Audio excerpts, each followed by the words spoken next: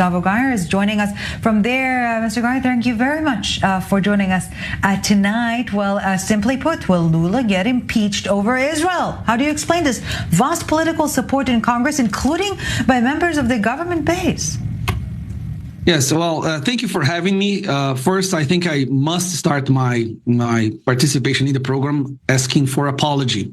I am really sorry about what's happening. I just want to say, as a federal congressman, that Lula's declaration does not represent the majority of the Brazilian people. And as a matter of fact, the vast majority of Brazilian people are shocked, are very angry with his words and by what he did.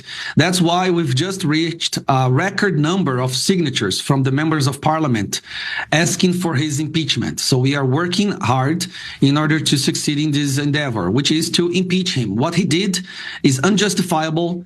It's probably one of the worst declarations that a president from the Western Hemisphere has ever said in the history of the world. And for that, he must pay. But again, I just want to say that we Brazilian people are very sorry by his words and remind everyone that he does not represent the majority of the Brazilian population.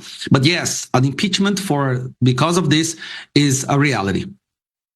Congressman Gayer, I'm sure that many of our viewers here in Israel and elsewhere are very grateful for your statements, no doubt about that.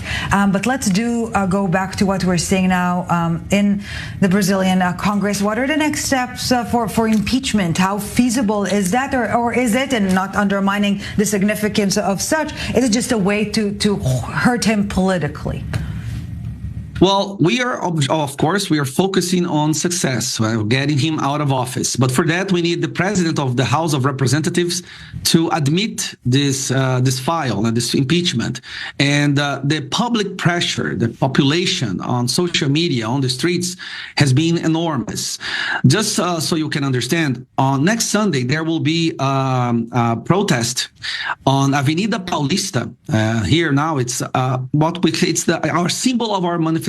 Right? Protests, people going on the streets.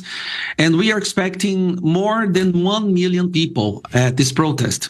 There are two main reasons for this protest. One is the political persecution perpetrated by this government and his Supreme Court, which is majority chosen by the Workers' Party, which is Lula's party, against conservative and right-wing politicians and population in general. We have witnessed an extreme censorship, the collapse of our freedom of expression, and also because of what Lula said about Israel and his anti-Semite comments. Wow. But it's important to remember that this is nothing new. The whole world knew about Lula's position. Right. During his campaign in 2022, he was the only president that we know of that received support from Hamas. Hamas actually wrote on their official website that they supported Lula, which is interesting given the fact that the mainstream media here in Brazil always depicted his opponent as being the Nazi or a dictator. But Hamas, of course, supported Lula. When the result was declared and that Lula had won the election, Hamas wrote another letter of congratulation and congratulated him for his victory. If that was not enough, then we had most recently, an official note written by Hamas, published by its official site and also the Telegram channel, thanking Lula for his words against Israel and about Hitler, trying to compare what Israel is doing by what Hitler had done. So this is the first time in history that we know of a president from a allegedly democratic country being thanked by the most evil terrorist group in history. And to top that, because it can get worse when we talk about Lula. Yeah, as if it was not enough until recently. now. Yeah. He went to Africa recently and declared that he will continue funding the agency under the United Nations that was caught helping the Hamas attack, and asked for other countries to return their funding to this agency as well. So it's extremely embarrassing for us, people of Brazil, people who really value democracy, to be represented by this person.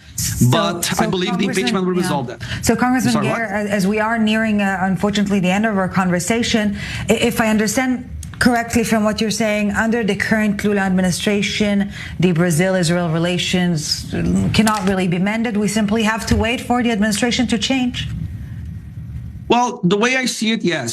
The last news we had from the government is that they were thinking about expelling the Israel ambassador. Now, that is the last thing you do before going to war against the country.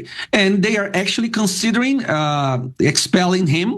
Also, they are calling Netanyahu and also the chancellor, Israel Katz, I believe it's his name, by fascist.